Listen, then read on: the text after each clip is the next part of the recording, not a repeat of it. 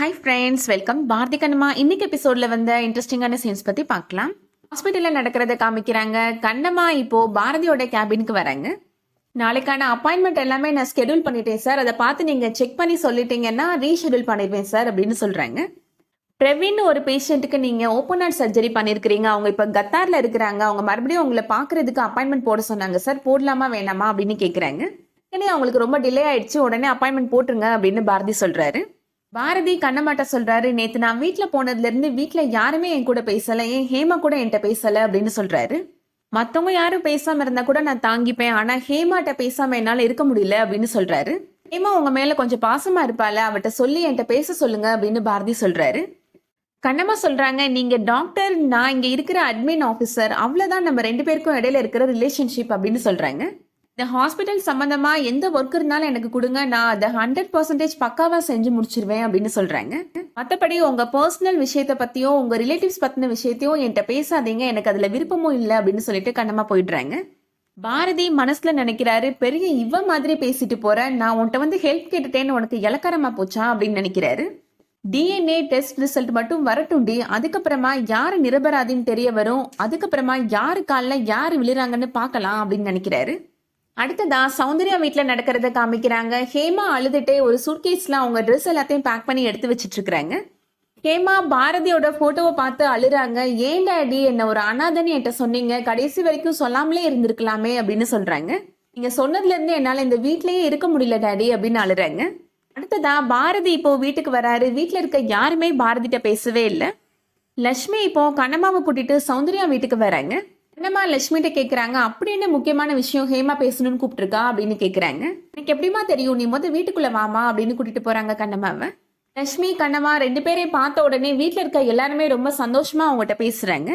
பாரதி மனசுல நினைக்கிறாரு, நான் இங்க வந்து எவ்வளவு நேரம் ஆச்சு, வான்னு ஒரு வார்த்தை கூட யாரும் சொல்லல, ஆனா அவ வந்த உடனே எல்லாரும் ஓடி போய் விசாரிக்கிறீங்க, எல்லாரும் தலையில தூக்கி வச்சு கொண்டாடுறீங்க அப்படின்னு நினைக்கிறாரு. நடத்துங்க உங்க நாடகத்தை, இன்னும் எத்தனை நாளைக்கு நானும் பாக்குறேன் அப்படின்னு மனசுல நினைக்கிறாரு. லட்சுமி சௌந்தர்யாட்ட சொல்றாங்க, ஹேமா அம்மாட்ட ஏதோ முக்கியமான விஷயம் பேசணும்னு சொல்லி அம்மாவை கூட்டிட்டு வர சொன்னா அப்படின்னு சொல்றாங்க. அஞ்சலிட்ட சௌந்தர்யா கேக்குறாங்க, ஸ்கூல் விட்டு வந்ததுல இருந்து ஹேமாவை நான் பார்க்கவே இல்லையே, எங்க இருக்கிறாவ அப்படின்னு கேக்குறாங்க. அஞ்சலி சொல்றாங்க, ஹேமா என்கிட்ட வந்து ஒரு பெட்டி கேட்டா, நான் அது கொடுத்ததும் அதை வாங்கிட்டு போய் ரூம்குள்ள போயிட்டா, அதுக்கப்புறம் வெளியில வரவே இல்லத்த அப்படின்னு சொல்றாங்க. அஞ்சலிட்ட சௌந்தர்யா, நீ போய் ஹேமாவை கூட்டிட்டு வாமா அப்படின்னு சொல்றாங்க. ஹேமாவுமே இப்ப கரெக்டா அங்க வந்துடுறாங்க. சௌந்தர்யா ஹேமாட்ட, என்னம்மா பெட்டியோட வந்திருக்கிற, பெட்டியில என்னம்மா வச்சிருக்கிற அப்படின்னு கேக்குறாங்க. ஹேமா சொல்றாங்க, என்னோட ஸ்கூல் புக்கு, நோட்டு, பென்சில், அப்புறம் நான் போட்டுக்கிற ட்ரெஸ் எல்லாமே எடுத்து வச்சிருக்கிறேன், இனிமேல் எனக்கு இது போதும் அப்படின்னு சொல்றாங்க.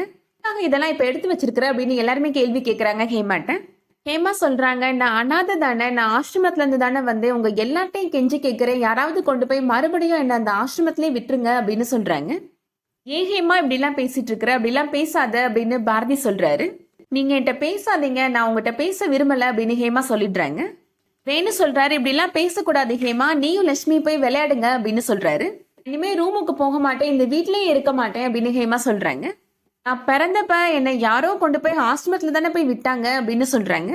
நீங்க என்ன தூக்கிட்டு வரலன்னா நான் அந்த ஆசிரமத்துல தானே இருந்திருப்பேன் அப்படின்னு சொல்றாங்க ஹேமா.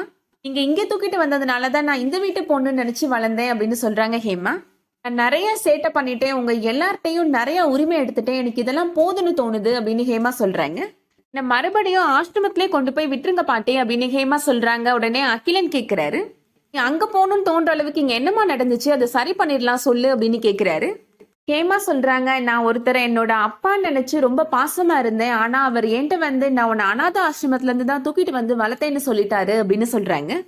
அதனால இங்க இருக்க வேணான்னு போயிடலாம் அப்படின்னு முடிவு பண்ணப்ப அவர் வந்து என்கிட்ட, நான் உன்னை சொந்த பொண்ணாதான் பாக்குறேன், இனிமே நான் உன்கிட்ட பொய்யே சொல்ல மாட்டேன்னு சத்தியம் பண்ணி கொடுத்தாரு அப்படின்னு சொல்றாங்க.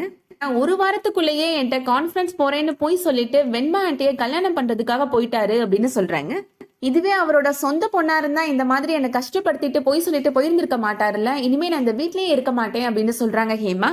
பாரதி ஹேமாட்ட சொல்றாரு, நான் பண்ணது தப்பு தான், பெரிய தப்பு தான் ஹேமா அப்படின்னு சொல்றாரு.